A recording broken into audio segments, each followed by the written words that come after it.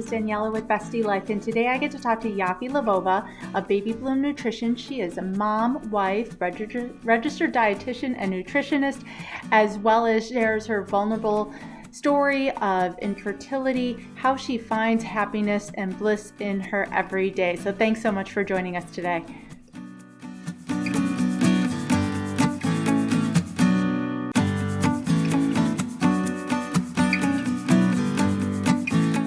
And welcome to Bestie Life. This is Daniela, and today I get the privilege to talk to Yaffi Lvova of Baby Bloom Nutrition. Hi, Yaffi. Thanks so much for joining us today. Thanks so much for having me, Daniela. I'm so excited to be on your podcast. So I would love for you to be able to share with my listeners what is Baby Bloom Nutrition. I know you're a registered dietitian nutritionist. What does that mean a little bit? Because I know that's a lot, as well as just what are some of the things that you help moms do when it comes to food? Because I know that can be such a trigger point for so many people, or sources of battle, at the table with kids and all of that stuff. And I know you've got some great information and things to share. Yeah. Well, so a dietitian is a nutrition professional who is sometimes referred to as a food doctor. And we're not actually doctors. Most of us don't have PhDs or medical degrees officially, but nutrition is a pre-med degree. And any dietitian will have a bachelor's and or master's in nutritional sciences and dietetics, and pass a very competitive program that's called an internship, but functions much like a residency that doctors go through, where we experience different forms of nutrition and different situations, like clinical and community service nutrition and school lunch nutrition and going to WIC. We go to all these different places to get all these different experiences. And then we pass a national exam and need to keep up with continuing education units every 5-year cycle. And the difference between that and a nutritionist is that nutritionist is not a defined term in a lot of places. Mm-hmm. And so someone who is a nutritionist may have a PhD in nutrition, or more likely read a book and has started counseling people. And a lot of times we have health coaches who are even certified through lots of different means. And so it's really important when you're talking to someone about nutrition that they understand not only how to put nutrition into practice in your life, but they also understand all of the nuance that comes behind it. Not only the emotional attachment that we have to food, but even the biochemical, the biochemical aspects of food. For instance, if you have a certain renal concern, certain kidney issues, and you get bad nutrition advice from someone who doesn't know the nutrition specific to kidneys, you could get really hurt. Yeah. And it's very important. It's important we see nutrition as a medical aspect, and that we listen to people who have the credentials and the experience to give us realistic advice that is also safe for our biological situations. Absolutely, because there is so much out there. I just did a video with another woman that we talk about different food stuff, and we were talking about carbs, and everyone's going completely no carb or slow carb. And there's so many, people do keto, people do gluten-free without realizing some of the impacts of completely eliminating food groups or loading up heavy in a certain type of food group. And there is so much information out there. My daughter gets a lot from TikTok, unfortunately. So it's hard to know what's really a credible source and how that's going to affect you. So I'm so glad that you can help us see those differences, because it is confusing. Yeah, a lot of people, especially a lot of influencers, are out there marketing this worked for me situation. And that's not how we do medicine. Mm-hmm. That's not how medicine happens. I started an anti-anxiety over the pandemic because I am an anxious person, and that made it so much worse. But the thing with anti-anxieties is that a lot of times when you start one, you have to hop around to find the one that works for you. And it's the same with birth control. And it's the same with yoga instructors. Yeah. Nutrition is very personal, and what works for one person is not going to work for someone else. And it's not just nutrition. It is medicine and yoga. It's not one size fits all. I always tell people, as a counselor, I might not be the right fit for you based on my personality or how I do things. And that doesn't mean I don't take it personally when people choose to see somebody else. My coworkers don't take it personally if someone chooses to see me instead of them. It really is so individualized and customized to who you are that it is important to take that into account. It really is. Mm-hmm. So what's Baby Bloom Nutrition? So I'll start with how I got into it, and that will tell you what it is. So I had a rough go of becoming a mom. I know we're here to be all authentic and talk about how life is messy, and I'm just the perfect example of that.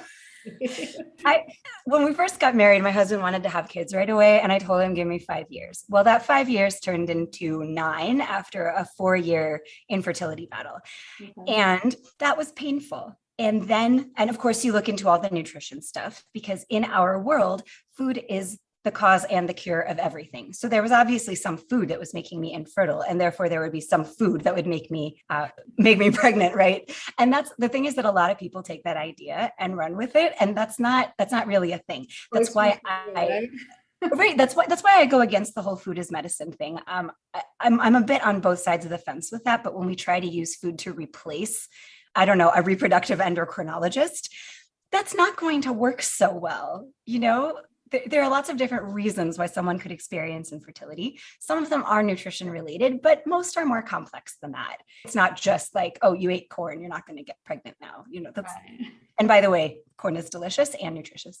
So I finally got pregnant, and it was a twin pregnancy, and it was high risk because it was twin pregnancy, and then preeclampsia and inadequate growth and all of this stuff. And then finally they were born via traumatic emergency C-section, which is another thing. Mm-hmm. And I had trouble feeding them. I had trouble with breastfeeding. I had trouble with tongue tie and lip tie and allergies and all kinds of stuff. I had postpartum depression and anxiety. I had a whole lot going on. And I wanted to help other people transition to parenthood a little bit more gracefully than I was able to. Mm-hmm. And so I started offering those types of services, counseling for breastfeeding nutrition and how mom can take care of herself after having a baby. In our society, we really shift the focus once a woman gives birth to the baby. And it's like we forget about the mother entirely, when that is the time when she needs the most support. Absolutely. And then 13 years following. Yes, that's 18 years following. Yeah. So the thing is that like the immediate postpartum time is very stressful on nutrition, on sleep, on movement, on bonding and support. I mean, every level. That 4th trimester, I mean, excuse my French, but it's a bitch. Mm-hmm. So that's what I really chose to focus on. And Toddler Test Kitchen is my cooking class for kids ages 2 through 6. And that just came out of, it was fun. It was a Facebook mommy group, and the admin of the group introduced me to Claudine Wessel, who was the director of the Hallie Hart Children's Museum. And she showed me her commercial kitchen, which is made for kids. And I was just like, okay, well, something's born now. We have just birthed something. And so that's been going on for 5 years minus the pandemic. Right. So in the midst of all of these, as you talk about focusing still on the mom, what do you do to find your bliss? How do you find your happiness and take care of yourself? I'm a little bit of a fake it till you make it kind of person. And I also, a lot of times I create content based on struggles that I'm currently having. And so I've touched on that a lot because that's been really challenging for me. Mm-hmm. And part of that is because I have completely lost track of who I am as a person, rather than I'm a wife, I'm a mom, I'm a daughter. And I just kind of drowned my individual personality in that. And so what I like to advise women, if I can speak to them when they're pregnant or before they become pregnant, I like to advise them to create a physical list of things that light them up, things that make them happy and energized, so that when they get into these places where they may feel themselves drowning, they can look at that physical list. Right. When you're not sleeping, you don't have much of a memory. And it's difficult to focus and think about certain things, particularly yourselves. We get programmed to think about everyone else, and it can be so challenging to think about ourselves. So having that physical list to refer back to can be really helpful. No, I think that's great, because there's so many women I work with, like you said, you kind of lose yourself in these different identities we take on. And so to not lose the things that make you you, and not waiting till, when the kids are older or when I have more time, but integrating that as part of it. So your kids don't just know you as mom, they get to know you as the person, and really can celebrate and share those same activities together and develop that relationship. It really helps to strengthen it, I think, by having them see you as an individual and not just the person who takes care of them. It's true. We impact people by modeling. We teach people how to treat us, and we teach our children how to interact with us and with each other by modeling that behavior. And people really neglect that aspect of modeling self-care and modeling individual pursuits so that they know that's part of life and that they should expect that from themselves and from their partners and also from their friends and everyone they come in contact with. So what are some of the things on your list? What makes you Yaffi? What do you like to do? Okay, fine. Top of my list is swing dancing. Fun. It's super fun, but you know what? It's really I haven't done it because of the pandemic. It's very challenging. My husband and I go to a dance studio and we take lessons there, but we have fun with it. I mean, not presently. When things are safe again, we'll go back to that. But we just have fun with it. You know, we throw a swing move in the middle of a waltz or a tango move in the middle of something that's pretty slow. A fun thing. Even to have like a family dance night would make it so much different having that theme to it. Yeah, we have a lot of fun with it. And honestly, my dance instructor told us that that he has seen couples save their marriage on the dance floor because it's a way to just, you're not talking about the bills. You're not talking about anything else. You are just locking into each other and having fun together. Yeah. And as long as you're not going for some kind of perfection, perhaps if you're into competition, it might be a slightly different angle, but just going as something fun to do together, it's a fantastic place to reconnect. Mm-hmm. And if you don't have a spouse, you can go with a friend. You know, it's just fun to tap into the kid part of yourself. That's on my list. And I definitely try to recreate that with YouTube videos by Fitness Marshall. I like his dancing. And yeah, dancing and singing. If I'm really stressed out, I'm going to bust out my guitar and learn a new song. Oh, that's great. So you play guitar too. Yeah, not very well, but that doesn't matter, right? Because I'm doing it for stress. I'm doing it for myself. And honestly, if anyone else finds it interesting to play the guitar, if you learn 6 different chords, you can play most songs in the world. You don't have to be good at guitar to use that as stress relief and to play for yourself. Anything is a stress relief. I think we set ourselves up, if we're not good at them, then we shouldn't do it. Whether it's guitar, riding the bike, yoga, whatever. People are like, oh, I'm not good at that. But it's not always about doing it well. I'm the slowest skier on the slope, but I love to go. And I tell my kids if they fall, I'll eventually show up anyways then. So it helps in that way. But you think just to be able to do things for your own enjoyment, not because somebody's measuring how well you do it. People say that with art too. They'll be like, oh, I can't draw. Everyone can put crayon to paper. Everyone can make a shape. The expectation of it being to a certain level, I think, is where we hold ourselves back then. You know, I have a great story to illustrate exactly that point. Yeah. A couple of weeks ago, I went bowling with my parents and my kids. When I was in high school, I liked playing tennis, except when I didn't like playing tennis. And I didn't like playing tennis when my father would start in with you could be really good at this. Mm-hmm. No, I'm doing this for fun. I don't need to be good at it. I'm doing it to be outside and move around because it makes me feel good. Right. Okay. But I let him get to me because I was in high school. So a couple of weeks ago, we were bowling and my father, his high score is 299, which is 1 pin short of a perfect game. My high score is probably 101, which to me is fantastic. So we went bowling and he's getting strikes and spares and like all of these marks. Mm-hmm. And he helped me correct my form so that I could get more pins down. And that was fun working with that, but I didn't really care, Right. And so I started doing really better as he corrected my form and he pulled the line on me.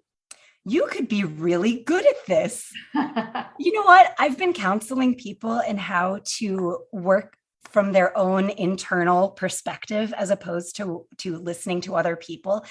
And I work with that in a nutritional way, but it's interesting how these concepts just bleed into other areas of life.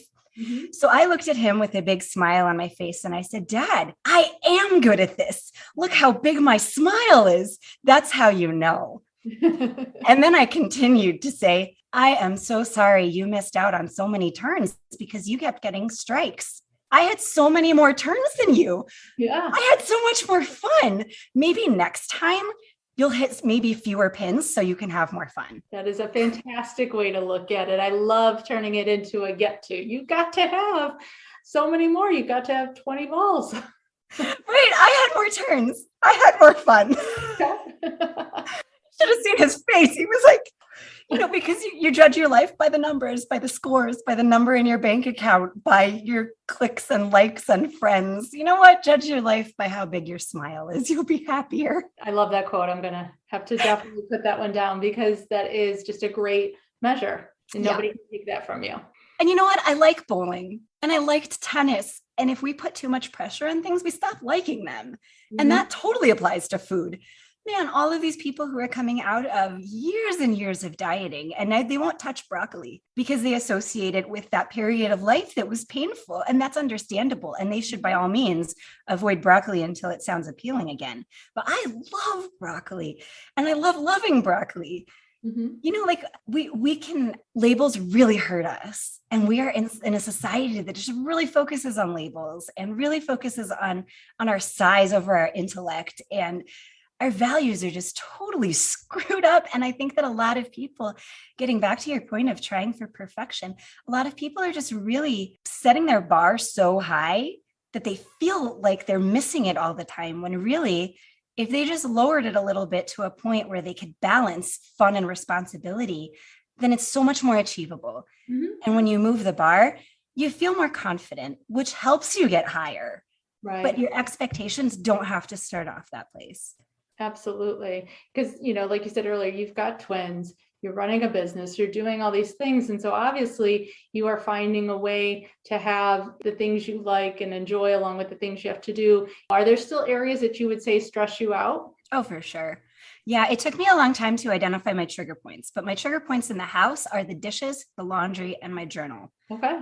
I want all of those done every night, but sometimes it's just not possible. So there's my theoretical bar way up over my head, if we're being honest. I mean, especially the past year and a half, the kids were home. And today is actually the first day. Right now is the first moment that I am alone for a whole day for 18 months-ish. I lost track. Yeah. So it's been challenging for me to meet those standards, and maybe it'll be easier for me now, but I've specifically told myself today, I'm not chasing those standards. Today I am chilling out because I need to decompress. It's been a long, hard struggle and I need to decompress. And so I'm going to ignore those things. But I think identifying what your triggers are is really helpful. I didn't know that those were my triggers when my kids were really little, and I was just anxious all the time. And had I known that those were my triggers, I could have reasoned out how to deal with it, either by focusing on that or by consciously ignoring it like I am today. Right. I love that you're not trying to, drive yourself crazy, beating those expectations. You're not putting that expectation onto other people to meet those expectations for you. You're acknowledging them and changing your mindset around them, which is the one thing you can control. So I love that. That's fantastic. We have to take personal responsibility and be in charge of our own happiness. We can't expect it from other people. Right. What would be something people kind of think you have all together, but if they peek behind the curtain, they really realize, no, it's smoke and mirrors? I try to be as authentic as possible, but really I don't take pictures of my kids when they're screaming. Okay. So those of course don't get posted. The things that I don't have together. I have insomnia. I am trying to deal with that. I have been trying to deal with that with coming up on 40 years. So huge. That's really big. Yeah, it's really food, sleep, movement, money. There's so many things that can affect other areas of our lives that we don't realize. Yeah, exactly. So last night I actually slept. I took Benadryl, which you're not supposed to take regularly because it's associated with dementia. But I have a million bug bites. So I figured I am miserable with the itching. I'm going to take a Benadryl and okay, I'll get to sleep also. Great. So I got to sleep last night. So it's great. But my house is a mess. I'm not good at organizing things. My kids' playroom looks insane. I feel embarrassed about it a lot of times. I get very, very anxious when people are in the house just because I just don't feel it. I have an extremely high level of expectation that my house should be clean, but zero ability or desire to make that happen. Yeah, I have that expectation too. And I've come to accept that I choose to make a good first impression. So the first time you see my house, you'll see it clean, but you know what it looks like. It's okay. Right. Well, a good friend of mine told me that friends don't clean their house for each other. And the thing is that that's multi-level. One is that I don't want to cause my friend stress by having a play date at her house and knowing that she's got to run through the house like a Tasmanian devil and clean everything. The other is that when she cleans her house for me, it gives me the impression that that's what her house looks like all the time, which spins my guilt. Right.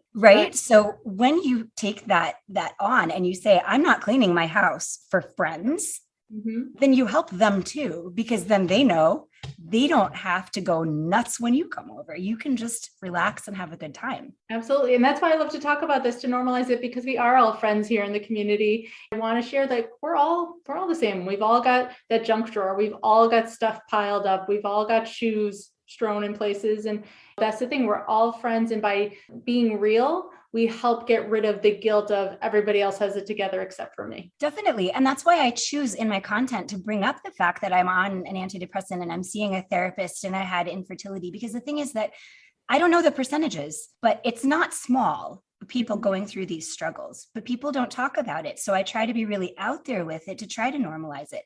We're all just swimming in guilt, and that is no way to parent. And that's also no way to wife or daughter or friend. So we have got to swim our way out of the guilt sea and help each other out.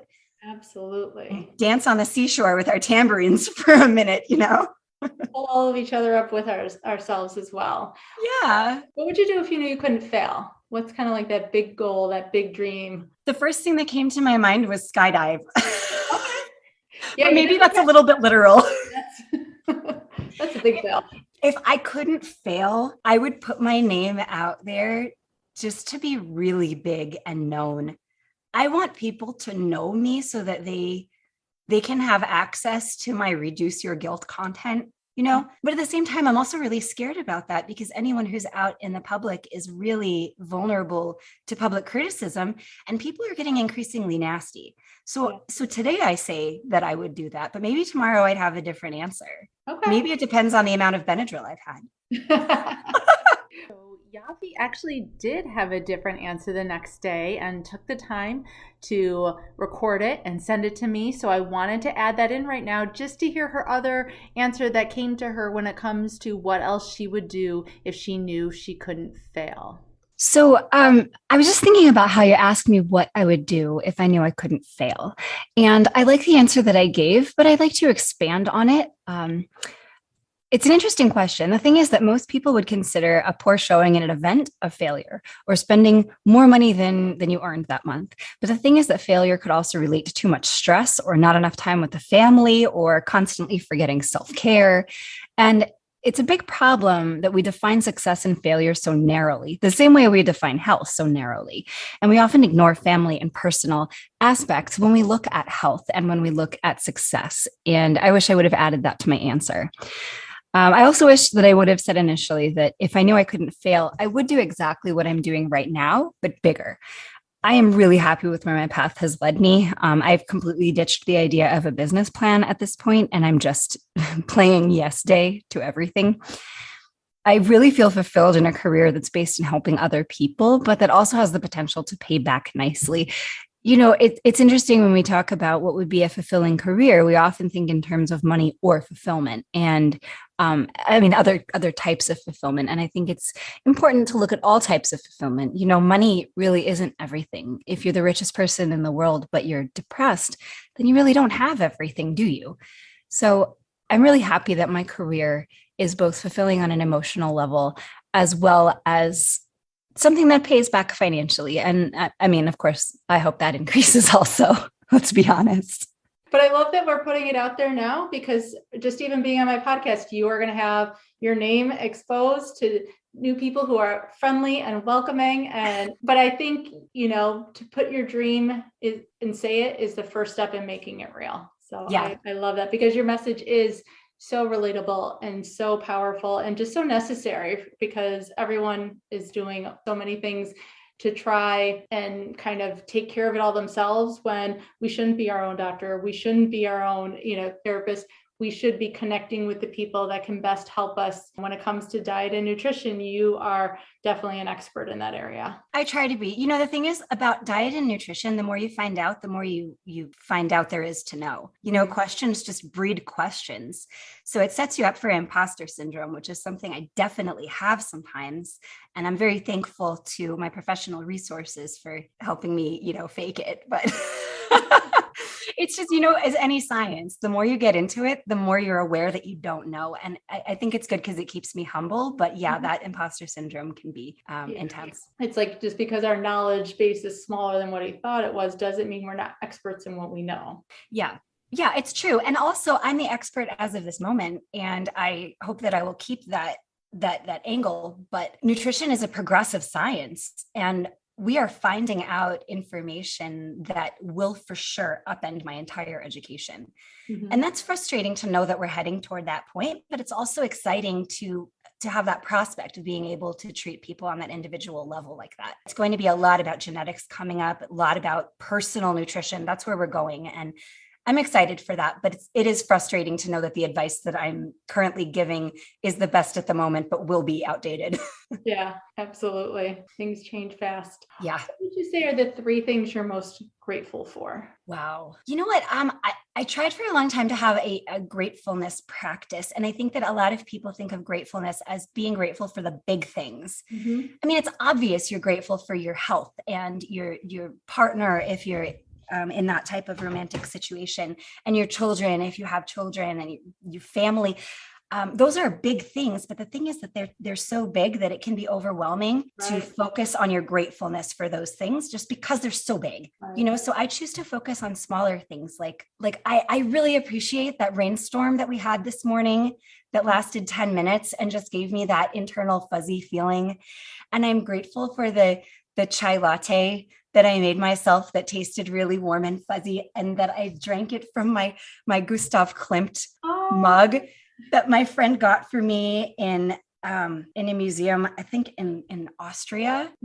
And, you know, I think that it's much easier to focus on those little things, and the appreciation for little things helps us to grow in reasonable and realistic appreciation of those big things without being overwhelmed. And I love that it ties back into what you were saying before about the bowling. Look at the size of my smile that shows how good I am, kind of thing. Like, as you're sharing these things, and unfortunately with podcasts, people can't see this, but you are grinning from ear to ear as you're sharing all these things. And that's the thing, to be able to find that happiness every day is to have those little moments of joy and success, and to focus on those things that make you smile is how it all comes together. So I love that the gratitude, it's just all those moments of joy throughout your day. Yeah. How many times a day can you say, I'm thankful for my family?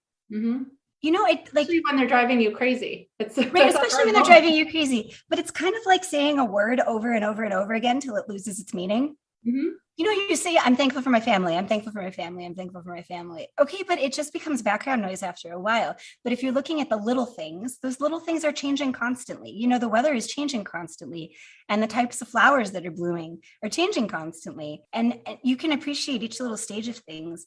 And I think another thing that I've started to do that has really impacted my appreciation of life in general is shouting perfect moment. Whenever there is a moment that I think is perfect, I just shout perfect moment, and there's no context. You know, it's okay. I'm used to that. I was always the kid who said random things.